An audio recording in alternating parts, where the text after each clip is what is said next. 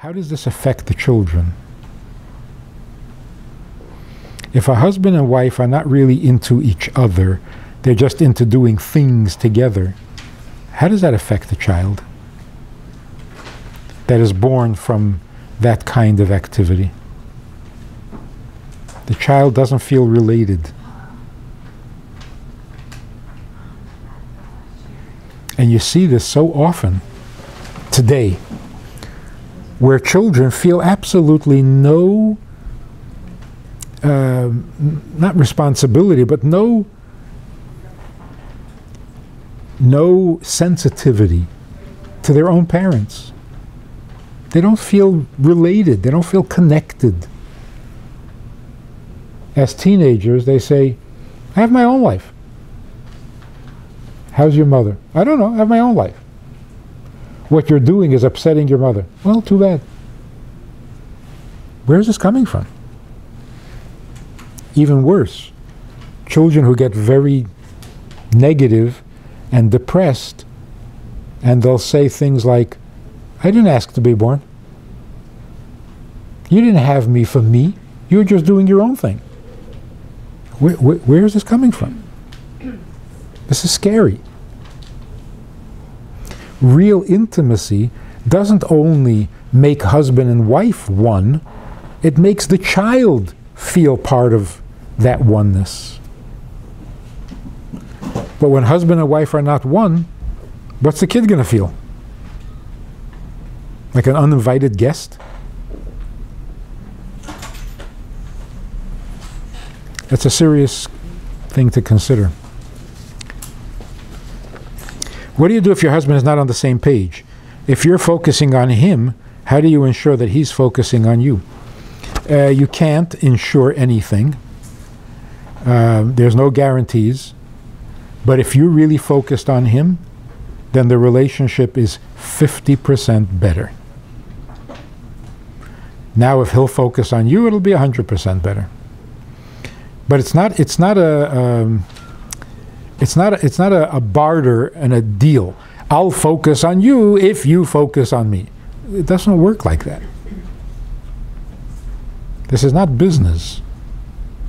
This is personal. You focus on him because that's intimacy.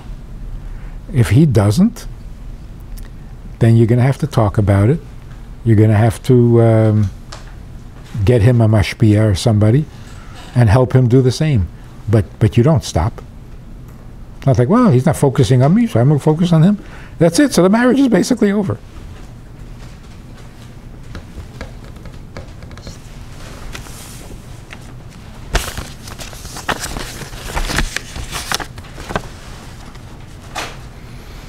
By the way, on the subject of children, we've always known that the fetus is conscious, intelligent, sensitive, hears everything, knows everything. We've always known that.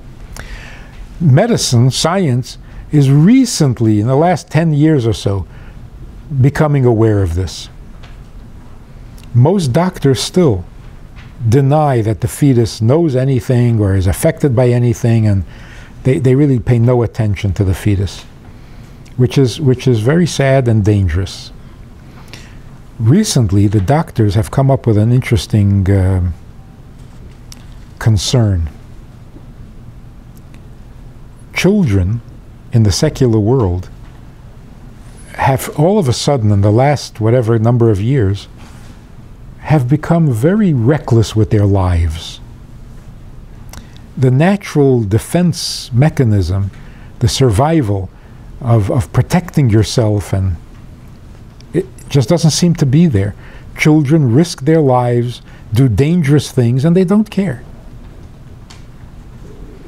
So it's like a passive form of suicide.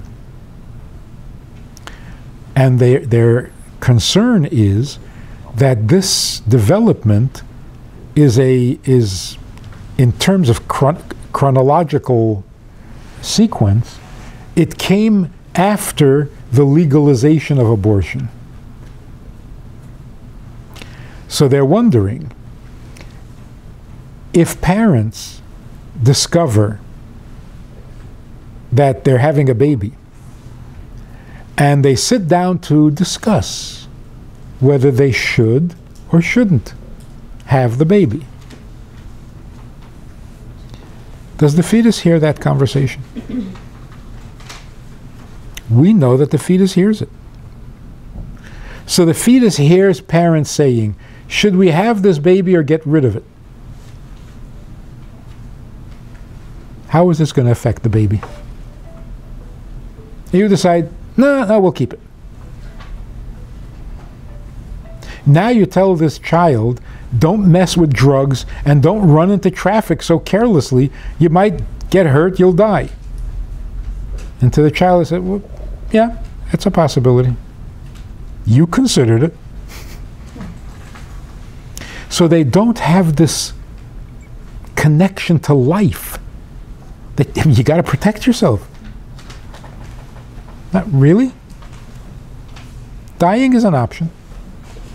I mean, you considered it. So of course it's unconscious, but it's a scary thought that what we're thinking and talking and doing is affecting the child very seriously. Is it more in the fetus than when after the baby's born? Because the baby's also in our bedroom for a year, hearing lots of conversations. And you got to consider the fact that he's there. Don't ignore it. If you don't want him to hear it, don't say it, because he's hearing it. But it's interesting that the fetus is more affected by what you think and say than after it's born. Because when it's a fetus, it's much more sensitive. As a child, it's more sensitive than it's going to be when he's a teenager. Poor fetus. Helpless fetus. Like he doesn't have a victim of, yes. But again, can you imagine a husband and wife are being intimate, and in their mind, in their heart, they're thinking, don't get pregnant. Well, thank you very much. The kid is really going to love you.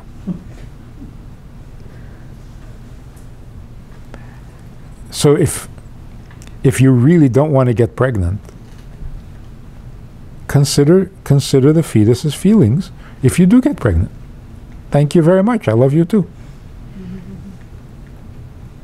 Of course you make up for it once the kid is born.